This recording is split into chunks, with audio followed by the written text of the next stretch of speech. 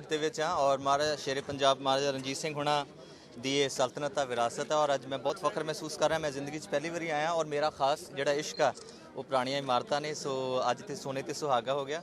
I am very thankful to the related ਜਗ੍ਹਾ ਤੇ ਤੁਸੀਂ ਆਏ ਹੋ, ਤੁਹਾਡੀ ਪਿਕਚਰ ਵੀ ਉਹਦੇ ਨਾਲ ਰਿਲੇਟਡ ਹੈਗੀ ਹੈ। ਹਾਂਜੀ। So what is your own take on it, Punjabi ਚ ਜਾਂ ਹਿੰਦੀ?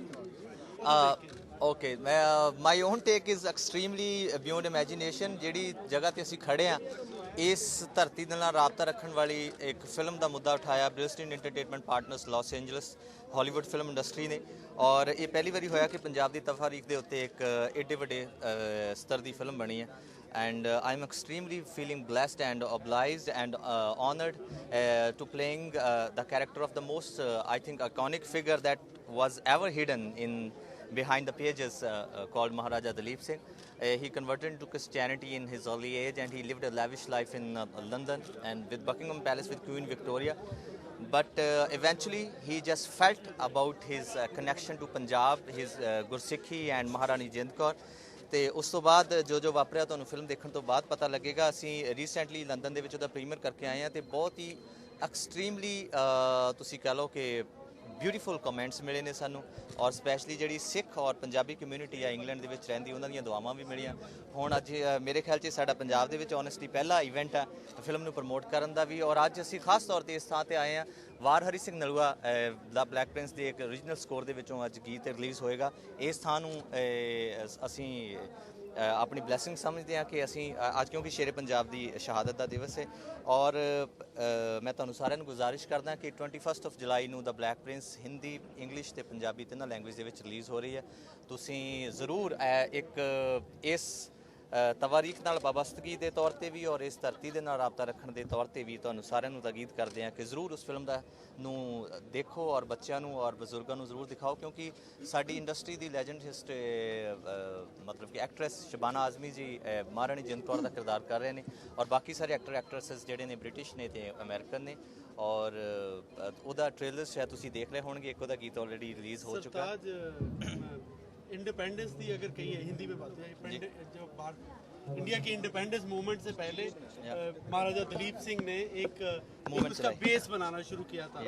क्या आप इससे मुत्तफिक हैं और क्या इसके बारे में भी इस फिल्म में? Honestly when we were searching about the Dalip Singh तो ये बात सामने आई, हमें पता चला कि he was the first unsung hero for Indian independence and जेड़ियाँ जैसी जैसी उन्होंने मतलब के मसले उठाए और आयरिश रिबेलियन के साथ और रशिया में ज़ार के साथ अमेरिकन के साथ मिलके जो चीज़ें उन्होंने प्लान की वो अनफॉर्चुनेटली उनके जीते जी वो हैपन नहीं हुई। लेकिन उनकी जो प्रिडिक्शंस थी 30, 40 और 45 साल के बाद जब हिंदुस्तान आज़ाद हुआ तो वो वैसे ही हुई जैसे उन्होंने बोला था, जैसे उन्होंने प्रिडिक्ट किया था।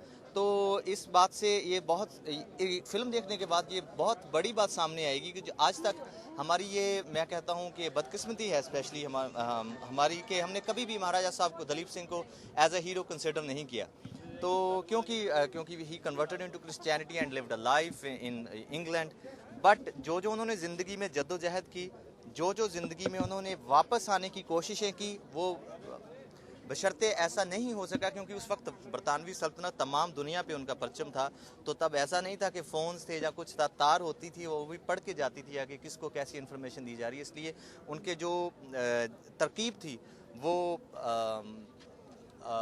काबिल नहीं हो सकी इस चीज़ के। लेकिन वो इतनी बड़ी सल्तनत के बादशाह पंजाब राज के आखिरी वारिस पेरिस में एक छोटे से होटल में अकेले उनकी डेथ हो जाती है। तो ये laid the foundation of independence. he did yeah.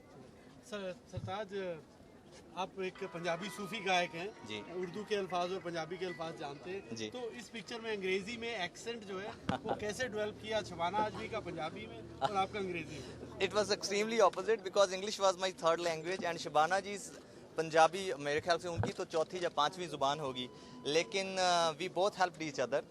For English he did very well and mister Kaviraj who is the script writer and director of the film and I took classes for the that special Victorian Queen's English of 18th and 19th century and we maintained and we had a particular coach on set for dialect and acting and accent.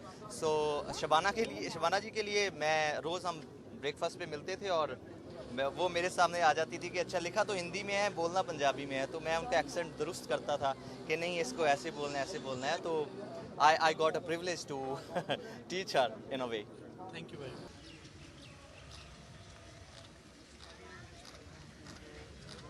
ओ यार ਉੱਥੇ bike ले लिया she was to come in वो इसਨੂੰ develop ਕਰ ਰਹੇ ਨੇ ਸਾਰਾ।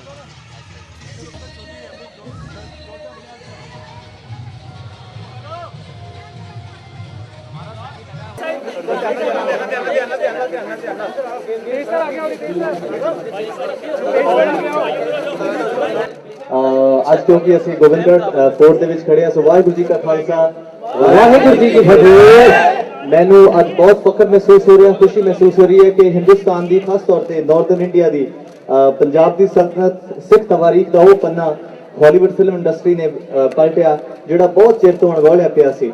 ਦੇ ਵਿੱਚ ਇੰਗਲੈਂਡ ਚਲੇ ਗਏ ਸੀ ਔਰ ਉਹਨਾਂ ਨੂੰ ਕ੍ਰਿਸਚੀਅਨਿਟੀ ਚ ਕਨਵਰਟ ਕਰ ਦਿੱਤਾ ਗਿਆ ਸੀ। ਉਸ ਸਾਰੀ ਦਾਸਤਾਨ ਨੂੰ ਬਿਆਨ ਕਰਨ ਦੇ ਲਈ ਫਿਲਮ ਬਣਾਈ ਗਈ ਹੈ ਦ ਬਲੈਕ ਪ੍ਰਿੰਸ। ਉਹਨੂੰ ਅਸੀਂ ਹਿੰਦੀ ਤੇ ਪੰਜਾਬੀ ਚ ਵੀ ਡਬ ਕੀਤਾ ਸੀ, ਦਰਖਾਸਤ ਕੀਤੀ ਸੀ ਫਿਲਮ ਇੰਡਸਟਰੀ ਨੂੰ, ਬ੍ਰਿਲਸਟੀਨ ਐਂਟਰਟੇਨਮੈਂਟ ਇੰਡਸਟਰੀ ਜਿਹੜੀ ਕਿ ਲਾਸ ਐਂਜਲਸ ਦੀ ਹੈ। ਔਰ 21 ਜੁਲਾਈ ਨੂੰ ਫਿਲਮ ਰਿਲੀਜ਼ ਹੋ ਰਹੀ ਆ ਔਰ ਤੁਹਾਨੂੰ ਸਾਰੇ ਸਾਰਿਆਂ ਨੂੰ सूरज जी सम्मानित कर रहे हैं सरकार जी का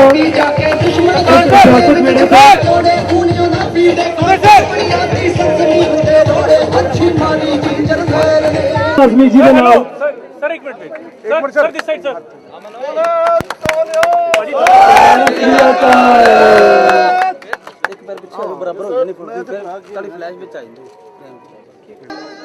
ओके हुण असीं वीडियो चला रहे हैं कि असीं जवाब दे रहे हैं? अच्छा एक मिनट रुक जाओ जी, मैं जवाब देता। ਜਦੋਂ ਅਸੀਂ ਇੰਗਲੈਂਡ ਸ਼ੂਟ ਕਰ ਰਹੇ ਸੀ, ਸਾਨੂੰ 10 ਦਿਨ ਹੋ ਗਏ ਸੀ ਈਸਟਰਨ ਕੈਸਲ ਦੇ ਵਿੱਚ, ਨਾਰਥਰਨ ਇੰਗਲੈਂਡ ਦੇ ਵਿੱਚ, ਤੇ ਸ਼ਬਾਨਾ ਆਜ਼ਮੀ ਜੀ ਸੈੱਟ ਤੇ ਆਏ ਤੇ ਸਾਰਿਆਂ ਨੂੰ ਜਿਵੇਂ ਇੱਕ ਐਕਸਾਈਟਮੈਂਟ ਹੁੰਦੀ ਹੈ ਕਿ ਏਡੀ ਵੱਡੀ ਲੈਜੈਂਡ ਹਸਤੀ ਹਿੰਦੁਸਤਾਨ ਦੀ ਸੈੱਟ ਤੇ ਆਏ ਆ। ਮੈਂ ਉਹਨਾਂ ਨੂੰ ਮਿਲਣ ਗਿਆ ਉਹਨਾਂ ਦੇ ਰੂਮ ਦੇ ਵਿੱਚ ਜਿੱਥੇ ਉਹ ਤਿਆਰ ਹੋ ਰਹੇ ਸੀ। ਉਸ ਤੋਂ ਬਾਅਦ ਅਸੀਂ ਫੋਟੋ ਖਿੱਚੀ, ਪੋਸਟ ਕੀਤੀ, ਸਾਰਾ ਕੁਝ। ਉਸ ਤੋਂ ਬਾਅਦ ਸਾਡਾ ਪਹਿਲਾ ਸੀਨ ਸੀ, ਤੁਸੀਂ ਫਿਲਮ 'ਚ ਦੇਖੋਗੇ, ਉਹ ਤੀਸਰਾ ਸੀਨ ਹੈ ਵੈਸੇ, ਪਰ ਉਹ ਸ਼ੂਟ ਪਹਿਲਾਂ ਹੋਇਆ ਸੀ। ਸੋ ਜਦੋਂ ਫਿਲਮ ਸ਼ੂਟ ਹੋ ਗਈ ਜਾਂ ਸੀਨ ਮੁੱਕ ਗਿਆ ਤੇ ਮੈਨੂੰ ਕਹਿੰਦੇ ਕਿ is this your first film? ਮੈਂ ਕਿਹਾ yes madam. And she said does it look like you are very fine actor. So ਕਹਿੰਦੇ ਕਿ your eyes are speaking. So ਮੇਰੇ ਲਈ ਬਹੁਤ ਵੱਡੀ ਕੰਪਲੀਮੈਂਟ ਸੀਗਾ ਕਿ ਇੱਕ ਏਡੀ ਵੱਡੀ ਹਸਤੀ ਤੁਹਾਡਾ, ਹਾਲਾਂਕਿ ਮੇਰੇ ਡਾਇਲੌਗ ਉਹਦੇ 'ਚ ਘੱਟ ਸੀ, you have to portray that you are listening and observing what she is saying. ਤੇ ਮੁਹੱਬਤਾਂ ਦੀ